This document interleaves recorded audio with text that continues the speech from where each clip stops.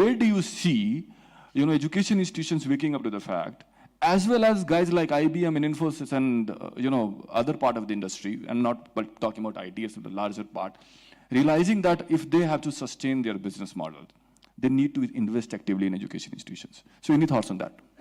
That's a great question, Gaurav.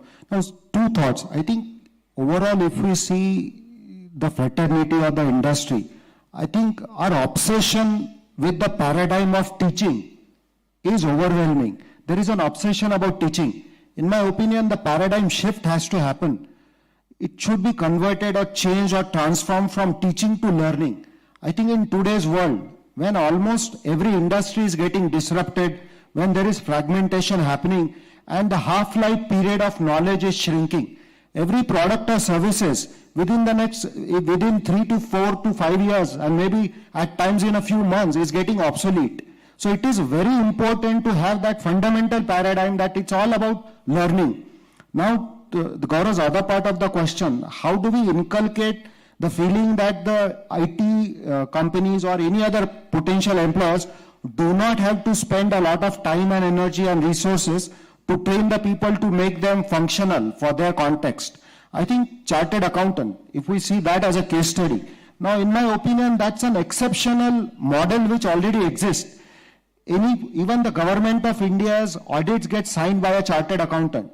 Now, does a CA go to any university? Not really. It's an institute.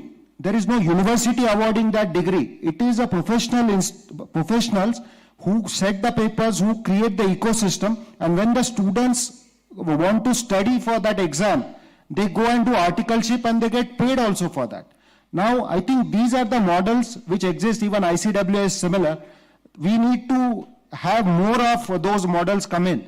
Now, in terms of the avenues for funding for all of that, if we see the modern universities, and I think one of our, probably the AICT Honorable Chairman has also said endowment funds. Now, if we look at the quantum of that, Harvard as an example has over $30 billion into endowment fund.